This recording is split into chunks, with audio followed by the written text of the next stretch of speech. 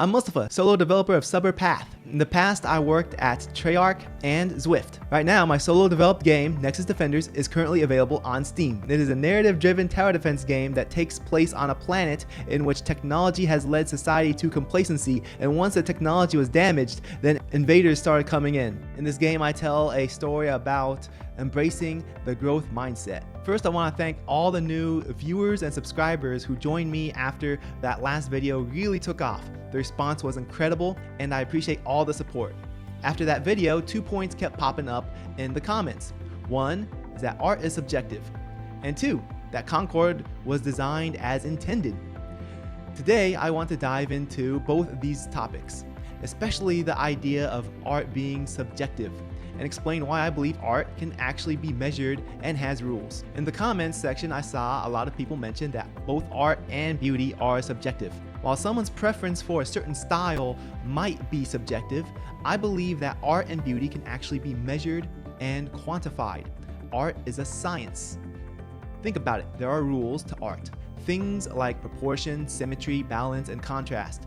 These are principles that guide what we find attractive or pleasing. And when you follow these rules, the result tends to look more appealing.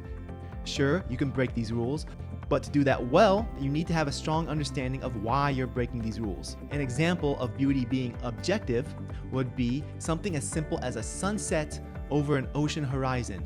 It is universally seen as beautiful. Why? Because it follows these fundamental rules of color, balance, and contrast. The warm colors of the sun against the cool tones of the ocean create a visually harmonious scene that most people find appealing. It's not random. It's the principles of art at work within nature. Another point I want to touch on before we get into the Concord discussion is the idea that attractiveness can be measured.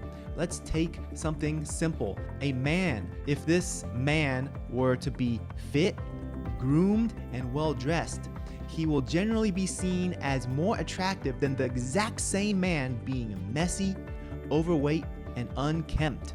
Why is that? It's rooted in human survival instincts. As humans, we're programmed to seek out traits and others that indicate health and strength, traits that would help us survive and thrive. So a fit and clean person naturally seems more capable of survival, and that's what we find appealing. Even if we look at this from a business point of view, the same logic applies. When someone presents themselves clean, groomed, and professionally, it shows they care about their appearance. It signals that they are organized and they value your opinion of them, and that they are someone you'd want to do business with.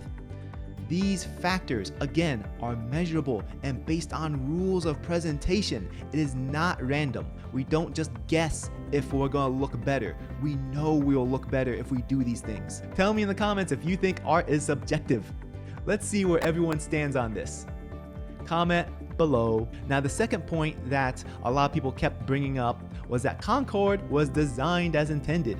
And I understand that sometimes things are intentionally made to look a certain way, even if that way is unconventional or weird or abstract or ugly. But here's the thing. Just because something is intended to look ugly doesn't mean it won't turn people off. Design choices, even intentional ones, still have to connect with an audience.